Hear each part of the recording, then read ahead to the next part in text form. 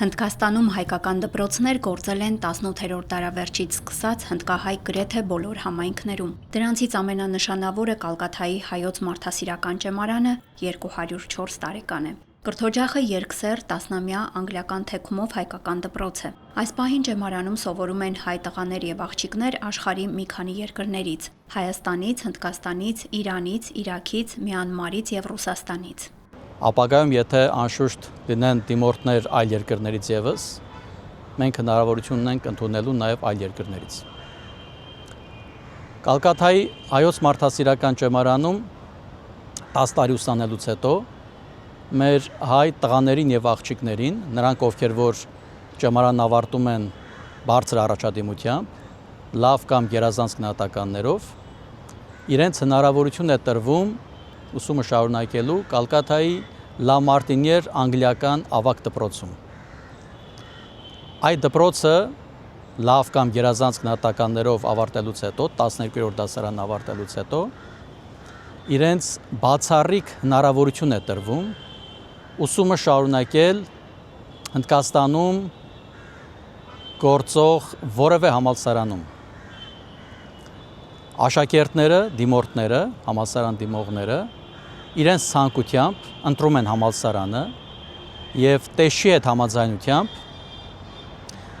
ուսումը շարունակում են ինչպես բակալավրիատուրայում, այնպես էլ մագիստրատուրայում։ Թե Կալկաթայի հայոց մարդասիրական ճեմարանում, թե Լա Մարտինիեր անգլիական ավագ դպրոցում եւ թե Հնդկաստանի որևէ համալսարանում մեր հայ երիտասարդների բոլոր ծախսերը, այդ թվում սննդի, հագուստի,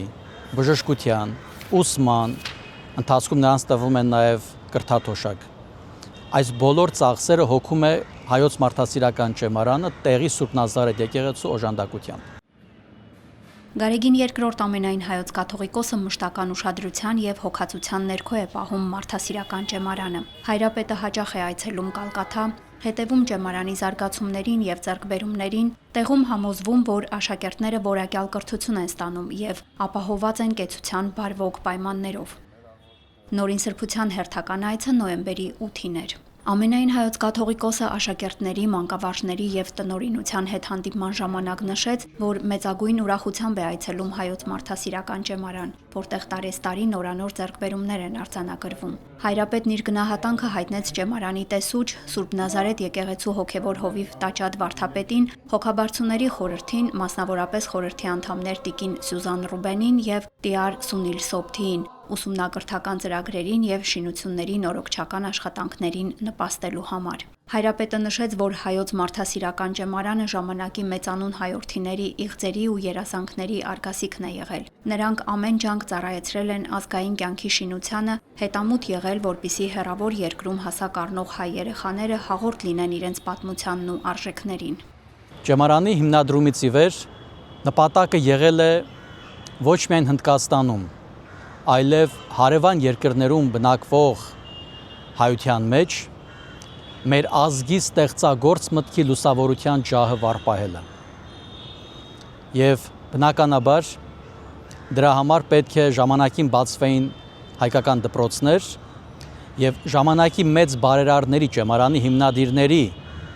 հատկապես Աստվածատուր Մուրադխանյանի, Մնացական Վարդանյանի եւ Դավթյան օրիորդաց վարժարանի հիմնադիր Դավիթ Դավթյանի եւ բազում հայորդիների թողած նվիրատվությունների շնորհիվ ճեմարանը կարողանում է ոչ միայն պարզապես գոյատևել, այլև մեծ առաջընթաց ապրել։ Այստեղ հարկ եմ համարում նշել, որ նրանց թողած նվիրատվությունները պետք է ծախսվեն ըստ Հնդկաստանի օրենքի միայն ու միայն Հնդկաստանի սահմաններից ներս եւ ոչ երբեք դրա սահմաններից դուրս։ Ճեմարանի նպատակն է հայ պատանուց կերտել ուսյալ եւ գիտակից, քրիստոնեական հավատքով եւ արժեհամակարգով լեցուն հայ մարդ, որը պիտի կարողանա իր գիտելիքներն ու փորձառությունը ապագայում ծառայեցնել Հայաստանի համար եւ հենց Հայաստանում։ Հնդկաստանում երկար տարիներ գործել է նաև Դավիթյան օրիորդաց վարժարանը, որը 1949 թվականին միացել է մարդասիրական ջեմարանին։